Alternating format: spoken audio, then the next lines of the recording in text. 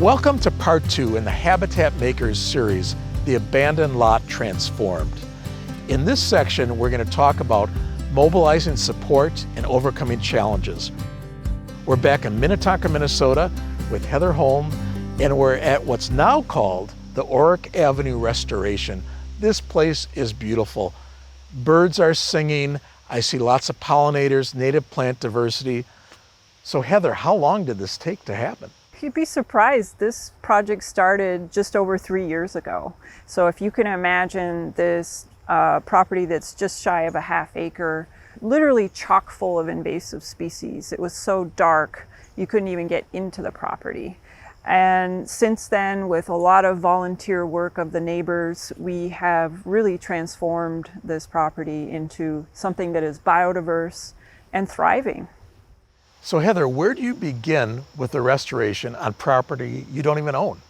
The first step, and the obvious one, is you need to get in touch with the property owner.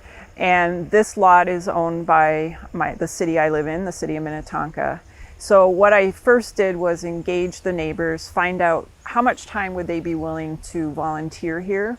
And then I approached the city staff and asked them if we could adopt the spot and really start a restoration here.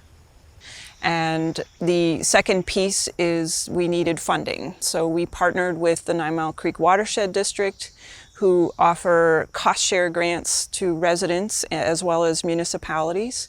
That money really gave us the means to do a lot of the heavy work, such as removing big trees.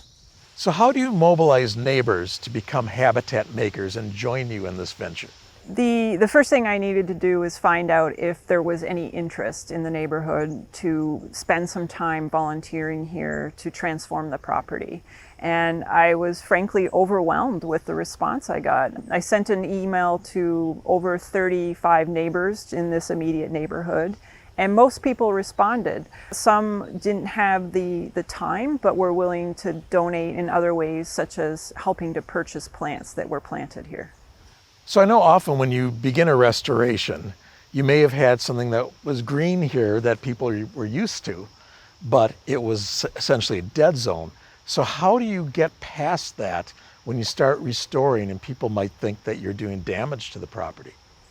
That was part of the neighborhood engagement process. I really tried to outline what the process would be, how the property would change in year 1, year 2, and year 3, and so on, just to give people a sense of the big removal of all that biomass initially can be shocking, particularly because this site was just full of invasive species.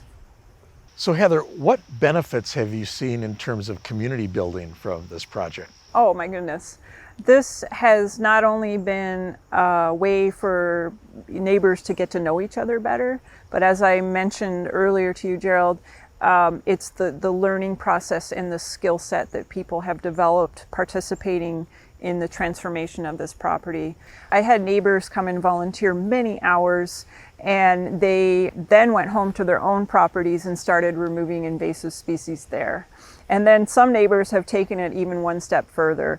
They're now engaging with their adjoining homeowners or neighbors and helping their neighbors remove invasive species. So we're really not only creating habitat here on this site, we're really transforming our whole neighborhood. Not only did they get rid of all of the buckthorn and invasive species that were here, but they've just created this incredibly beautiful place. It's just a little peaceful spot that's flourished. I think this area has benefited greatly. I think this whole neighborhood has benefited greatly. Every time I walk through here, it's just filled with butterflies, bees, all kinds of insects. At night we hear barred owls, we hear great horned owls, all kinds of chorus frogs are in here. It's very exciting. It definitely motivated me to begin to understand what to do with my property and why it's important. We've learned that neighbors have been inspired to become habitat makers, and also they've been inspiring their neighbors that weren't even involved in this project Does that really make a difference in terms of biodiversity? Absolutely, especially in our urban and suburban areas where everything is so fragmented. What we are essentially doing is piecing habitat back together, whether it's enlarging existing habitat or restoring a lot like this. And it's that chain reaction that you mentioned, Gerald, that neighbors are now going home and doing the same in their own yards. And so now we collectively are creating a much larger habitat for biodiversity. Thank you, Heather. I think we learned a lot about mobilizing support and how you deal with a property that's not yours and get the permissions and the grants and the funding. Thank you very much. Join us for part 3 in the Habitat Makers series, The Abandoned Lot Transformed. We'll learn from Heather how they really got started in removing the invasive species, selecting plants to infill, and we'll also have our big reveal of the amazing thing that happened here. So see you next time.